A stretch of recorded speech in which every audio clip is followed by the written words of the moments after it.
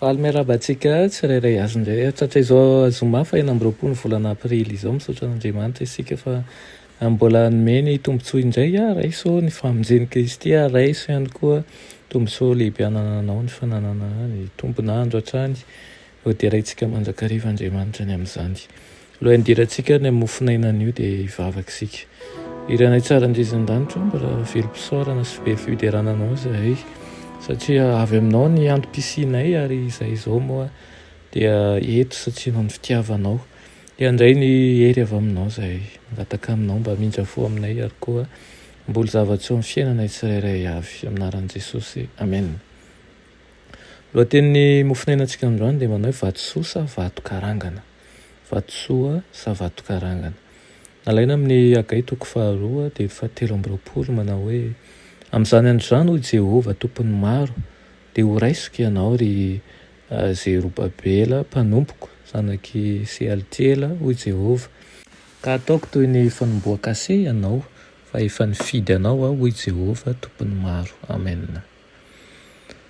Vatosoa sabidin'i Kristy ny kristianina mila mamiratra ho azy izy ireo manaparika ny fahazavan'ny fahatsarany miankina amin'ny fandamalamana azony ny famirapiratany azony ataona misafidy ny halaimana na ihany koa hitoetra ho marokoroko saingy ireo rehetra nambara fa mendrika ny toerana ao amin'ny tempolon'i Jehovah dia tokony hilefatra midingin'ny fandamalamana. Izao lazain'i Kristy amin'ny olombelona, izao ihany koa lazain'i Kristy indrindra aminao.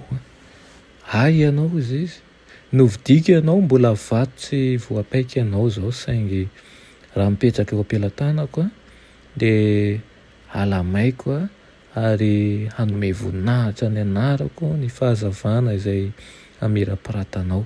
Tsy misy olona handrobaka anao eo am-pelantanako. Ataoko harenako manokana ianao amin'ny andro hanomezana hainy satry-boninahitra dia ho vatosoa sarobidy amin'ny satry-boninahitra ny fiarovako ianao.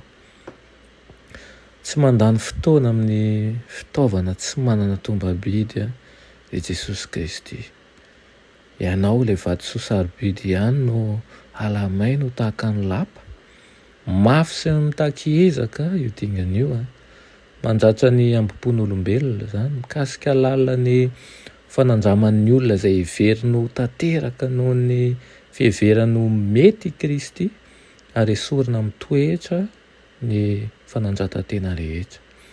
Esorina izay mihoatra ary apetrany eo amin'ny kodiaran'ny fandamalamana ny vato. Tereny tsara izany ary mba afaka ny marokoroko rehetra dia azoniny eo amin'ny hazavana ilay vatosoa ary hitan'ny tompony taratra ho aminy ka ambarany fa mendrika ny ho hita ao amin'ny fitoeram-piravaka izy. Hoy izy manao hoe amin'izany androizany ho Jehovah tompony maro dia ho raisiko ianao ka ataoko toy ny fanomboakase ianao fa efa nifidy ianao hoy Jehovah tompony maro.